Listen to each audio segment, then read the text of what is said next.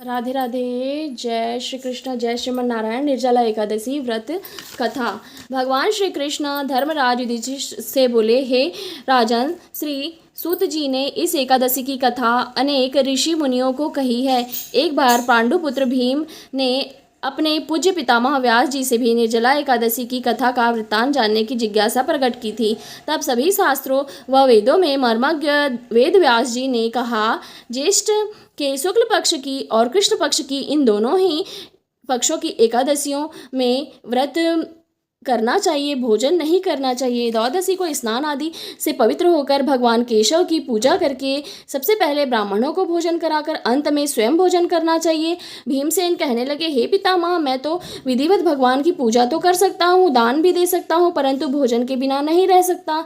इस पर व्यास जी ने कहा, हे भीमसेन, यदि तुम नरक को बुरा और स्वर्ग को अच्छा समझते हो तो प्रति मास की दोनों एकादशियों को अन्न ग्रहण ना किया करो। भीम कहने लगे, हे पितामह, मैं तो पहले ही कह चुका हूँ कि मैं भोजन के बिना नहीं रह सकता, क्योंकि मेरे पेट में वक्र नामक अग्नि सदा प्रज्वलित रहती है और भोजन करने से वह शांत रहती है। अतः आप मुझको कोई ऐसा व्रत बताइए जिसको कि मैं वर्ष में केवल एक बार ही करना पड़े और मुझे स्वर्ग की प्राप्ति भी हो। इस पर श्री व्यास जी कहने लगे, हे पुत्र, बड़े बड़े ऋषियों ने अनेक शास्त्र आदि बनाए हैं। उन शास्त्रों में भी लिखा है कि मनुष्य को दोनों पक्ष की एकादशी का व्रत करना चाहिए, इससे उन्हें स्वर्ग की प्राप्ति होती है। श्री व्यास जी के वचन सुनकर भीमसेन नरक में जाने के भय से भयभीत हो गए और काँप कर कहने लगे, अब मैं क्या करूं? मास में 2 व्रत तो मैं नहीं कर सकता, अतः आप मुझे वर्ष में एक बार व्रत करूं और उसके करने से मुझे स्वर्ग की प्राप्ति हो, मुझे मुक्ति मिल जाए, ऐसा कोई उपाय बताइए।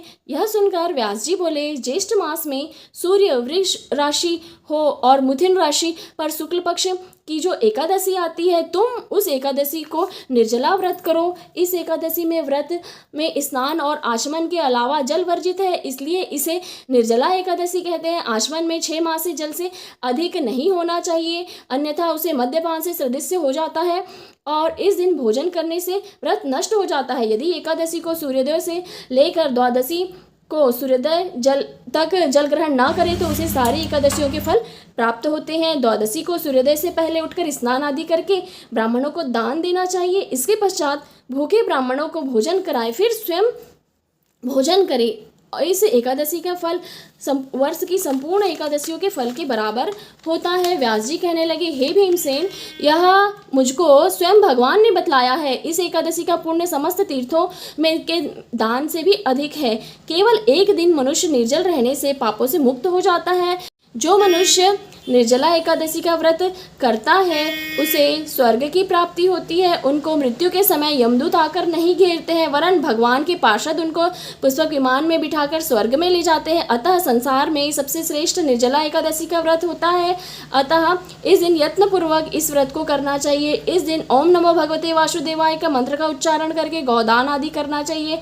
इस प्रकार व्यास जी की आज्ञा अनुसार भीमसेन ने इस व्रत को किया, इसलिए इस एकादशी को भीमसेनी या पांडव एकादशी भी कहा जाता है। निर्जला व्रत करने से प्रथम भगवान का पूजन करके यह प्रार्थना करें कि हे भगवान, आज मैं प्रकार व्यास जी की आज्ञा अनुसार भीमसेन ने इस व्रत को किया, इसलिए इस एकादशी को भीमसेनी या पांडव एकादशी भी कहते हैं। निर्जला व्रत करने से प्रथम भगवान का पूजन करके प्रार्थना करें, हे भगवान, मैं आज इस एकादशी को निर्जला रखकर दूसरे दिन ही भोजन करूंगा, अतः आपकी कृपा से मेरे सभी पाप नष्ट हो जाए। इस दिन जल से भरा हुआ एक घड़ा वस्त्र ढक कर स्वर्ण सहित दान में करना चाहिए। और जो मनुष्य इस व्रत को दोपहर में स्नान तप आदि करके करते हैं, उनको करोड़ों पल सोने के दान का फल मिलता है। जो इस दिन यज्ञ आदि करते हैं उनको फल तो वर्णन ही नहीं किया जा सकता। निर्जला एकादशी के व्रत से मनुष्य विष्णु लोक को प्राप्त होता है। जो मनुष्य इस दिन अन्न खाते हैं वे चंडाल के समान होते हैं, वे अंत में नरक में जाते हैं।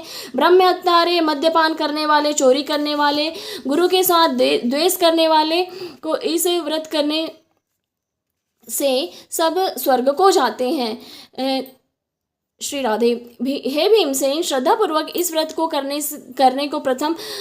से प्रथम भगवान का पूजन आदि करना चाहिए। फिर भगवान को प्रणाम करके गौदान, ब्राह्मणों को मिष्ठान व दक्षिणा देनी चाहिए तथा जल से भरे हुए कलश का दान अवश्य करना चाहिए। निर्जला एकादशी के दिन अन्न, वस्त्र, पात्र, जूती आदि का दान भी करना चाहिए। और जो मनुष्य भक्ति पूर्वक इस कथा को पढ़ते व सुनते हैं उनको निश्चय ही स्वर्ग की प्राप्ति होती है।